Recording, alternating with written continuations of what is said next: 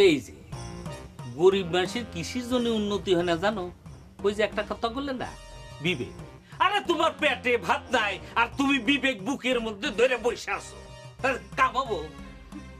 আরে এই দেশে কত বড় বড় মানুষ ব্যাংকের পর ব্যাংক উজাড় করে ফেলাই দিতেছে, কই তাকে তো এক গাছ পশমও ছিপড়া পারতেছে না কেউ। আর এখন কাজে কি হবে সুন্দরী? তোমার বাড়িতে এত মিটিং সিটিং হচ্ছে, অথচ শিয়াল ঠেকাবার পারলে না। শিয়াল ঠেকাবে কেমন করে খালুজান? আমার তো মনে হয় কি যে মিটিং করেই বাড়ির পর শিয়াল আসার সুযোগ করে দেওয়া হয়েছে, তাই না সুরাট? আমি তো কোনো মিটিং সিটিং এর মধ্যে নাই সর্দার সাহেব। থাকলেও আমার সমস্যা নেই। তোমার কাছে আমার ছাগলটা ছিল, শিয়াল এনেই কাল মরে যায়, দায়িত্ব তো আমার না, এটা আইনের কথা। এখন তুমি চিন্তা করে দেখো, শুধু আসলে আমার টাকাটা তুমি কেবা করে দিবে? এইসব আপনি কি কথা কন সর্দার সাহেব?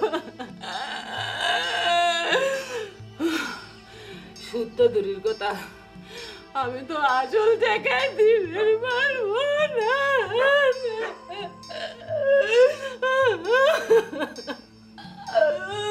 উপায় তো কোনো না কোনো ভাবে বাইর করা লাগবে সুন্দর। তুমি এখন যাও, ছাগলের শোকে তুমি কাতর হয়ে আসছো, তোমার শোক কাটুক, তারপর আমি তোমাকে একটা উপায় বের করব। হয়ে গেল হংস। দেখছো খালুজানের ব্যক্তি গরিবের বন্ধু যে বলে কিসের জন্য বলে? এইরকম একটা বন্ধুর বিরুদ্ধে তোমরা মিটিং করো, যে ভুল করছো বাড়ি দিয়ে এই লিগে অনুশোচনা করো। জবা কুসুম, তুই তো সাংঘাতিক জেদি হয়ে গেছিস রে।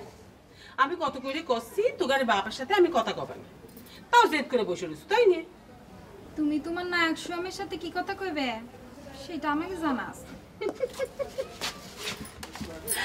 দেখছু কিরম হিংসে করে কথা কয়।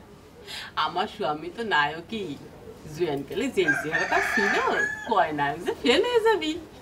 এ আম্মা, তুমি যাও তো, আমরা আগে তার সাথে কথা কয়ে নিই। মায় বেটিতে মিলে জোট বেঁধে কি করছো? মায়ের কাছ থেকে সাজুগুজু শিখতে নিচ্ছ নাকি? সাজুগুজু না আব্বা, আপনার সাথে আমাকে জরুরি কিছু কথা আছে, সেটা কজনে বসে আছি। ও, সেটা কি তোমার মায়ের সামনে কবে নাকি আলাদা করবে? খালি আমি আর বুবু কব আব্বা। আচ্ছা ঠিক আছে, চলো তোমাকে ঘরের সামনে বারান্দা বসে কথা বলি।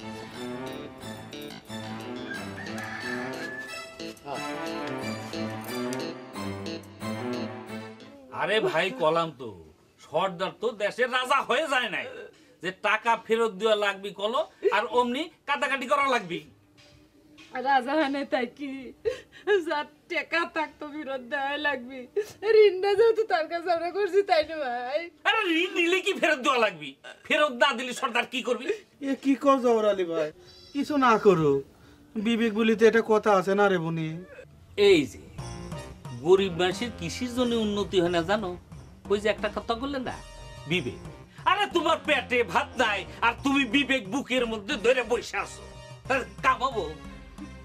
আরে এই দেশে কত বড় বড় মানুষ ব্যাংকের পর ব্যাংক উজাড় করে ফেলাই দিতেছে, কই তাকে তো এক গাছ পশমও ছিপড়া পারতেছে না কেউ।